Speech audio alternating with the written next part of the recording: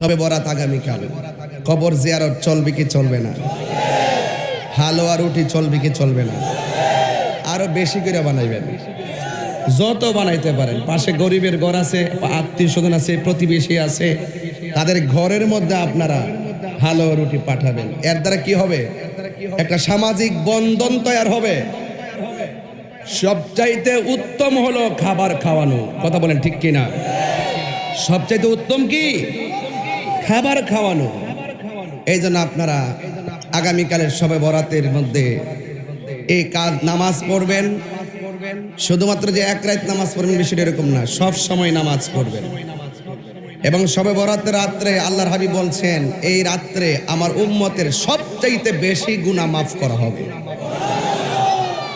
আয়েশা সিদ্দিকা দেখলেন ঘরের মধ্যে রাসূল নাই, নবী মনে হয় অন্য বিবিদের ঘরে গিয়েছেন। কিছুক্ষণ পরে খোঁজাখুঁজি করে গিয়ে দেখতেছেন আল্লাহর হাবিব গভীর রজনীতে জান্নাতুল বাকিতে দাঁড়ায়া দাঁড়ায়া কবর জিয়ারত করতেছেন। আমার নবী বললেন, আয়েশা তুমি কি মনে করো আল্লাহ এবং তার হাবিব তোমার প্রতি বেইনসাফি করেছে? না রে আয়েশা, না না না, তুমি জানো আজকে রাত্রটা কোন রাত? আজকে রাত্রটা হলো লাইলাতুন নিসফি মিন শাবান, শবে বরাতের রাত। এই রাত্রে আমার উম্মতকে সব চাইতে বেশি ক্ষমা করা হবে।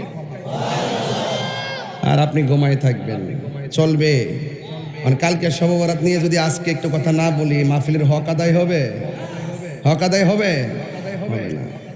এই জন্য আমার যুবক ভাইদেরকে বলবো, আগামীকাল সুন্দর জামা কাপড় পরে একদম আতর টাতর লাগাইয়া সুন্দর করে, মা বোনদেরকে বলবো যাই নামাজ বিছাই বিছাই উঠানে বসে নামাজ পড়বেন, দলবদ্ধভাবে বাড়ির মহিলাদেরকে নিয়ে পড়বেন, জিকির আজকার করবেন, দরুদ শরীফ পড়বেন। তবে যুবকদেরকে বলবো ভ্যান গাড়ি নিয়ে রাস্তাঘাটে আড্ডা মারা যাবে এবং আতশবাজি ফুটানো যাবে, কোনো বোমা ফুটানো যাবে, কোনো খেল তামসা করা যাবে।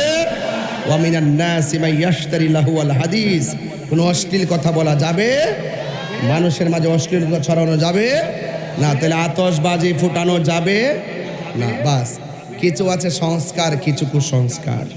এই কুসংস্কার করা যাবে না। বলুন আমাদের হায়াতের মালিককে। এই দুনিয়াটা কি উৎকৃষ্ট না নিকৃষ্ট? উৎকৃষ্ট। আবার এই দুনিয়াটা নিকৃষ্ট। রাসূল